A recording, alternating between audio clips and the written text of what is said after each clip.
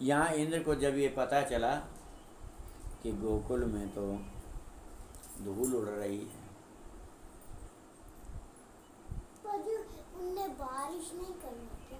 हाँ सुनो तुम, बारिश ना हुई। यहाँ इंद्र को जब ये पता चला कि कृष्ण के कहने पर ब्रजवासियों ने मेरी पूजा बंद कर दी, जाओ ब्रज, तो क्या हुआ, इंद्र को क्रोध आ गया। तो उसने प्रलय कृत सांग वर्तक नामक मेघों को आज्ञा दी कि जाओ और ब्रज को डुबा दो। ब्रज में मूसलाधार बारिश होने लगी। सभी ब्रजवासी श्री कृष्ण के पास आए। श्री कृष्ण ने कहा, गोवर्धन की शरण में चलो। तो सभी ब्रजवासी गोवर्धन की शरण में आ जाते हैं महाराज।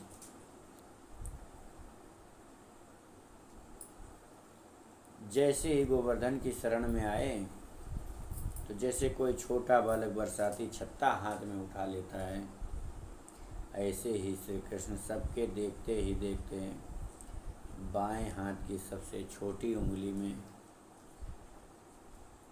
गिरिराज जी को उठा लेते हैं। तो सभी ब्रजवासी उनके नीचे आ गए और ग्वाल वालों ने अपनी लाठियां लगा ली। और जब लाठियां लगा ली, सबकी बाठी, 6 दिन व्यतीत हो गए। आज कन्हैया ने कहा 6 दिन बीत गए। ग्वाल वालों ने कहा, कन्हैया थोड़ा विश्राम कर लो, चिंता मत करो, हमने लाठियां लगा रखी हैं। सबकी लाठी तो जैसे ही कृष्ण ने अपनी उंगली को थोड़ा नीचे किया, सबकी लाठियां चरमरा गईं। सबकी लाठी तो ग्वाल वालों ने पूछा, तो में इतना बल कहाँ से आ गए हो? कन्हैया ने कहा, कछु माखन को बल बड़ो, कछु गोपिन करी सहाय, श्री राधा जी की कृपा से मैंने गोवर्धन लियो उठाए।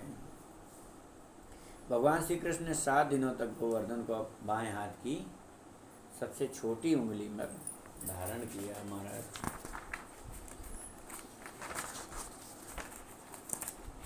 तो 7 कोस को गिरिवर, 7 बरस को श्याम, 7 दिवस कर पे धर्यो, परो गिरधारी नाम। बोलिए गो गिरधारी लाल की जय। गोवर्धन को धारण करने के कारण ही कृष्ण का एक नाम गिरधारी पड़ा। इंद्र ने जब यह देखा कि ब्रज में धूल उड़ रही है, समझ गया जिसे मैंने साधारण बालक समझा था वह परब्रह्म परमेश्वर हैं।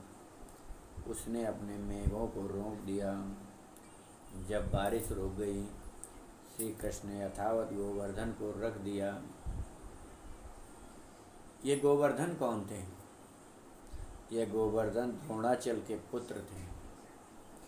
एक बार पुलस्त ऋषि ने काशी ले जाना चाहते थे, तो उन्होंने शर्त रखी, यदि एक बार आप मुझे जहाँ रख दोगे वहाँ से मैं दोबारा नहीं उठूँगा महाराज। जब ब्रज आया उसी समय बहुत जोर की लघुशंका लगी पुलस्त ऋषि को। वे सब भूल गए और गिरिराज जी को पृथ्वी पर रख दिया। और जब दोबारा उठाने लगे तो गिरिराज जी नहीं उठे। तब पुलस्त ऋषि ने उन्हें श्राप दे दिया, गिरित्वयाति दृष्टेन न कृतो मे मनोरथा, तस्मात् त्वं तिलमात्रं हि नित्यं क्षयतां ब्रजो। तुमने मेरा मनोरथ पूर्ण नहीं किया, इसलिए मैं तुम्हें श्राप देता हूँ। तुम प्रतिदिन तिल तिल घटते जाओगे। तुम तिल तिल घटते जाओगे, मतलब तिल का दाना होता है उतने रोज घटोगे, कम होगे मतलब। तो ब्रजवासियों ने पूछा नंद बाबा से, क्व सप्तहाइनो बाला क्व महाद्रिविधारणम, ततो न जायते शंका, ब्रजनाथ तवात्मजे। भैया नंद कहाँ, तो ये 7 वर्ष का बालक है और कहाँ इतने बड़े गिरिराज को उठाना। भैया नंद सही सही बताओ ये कौन है।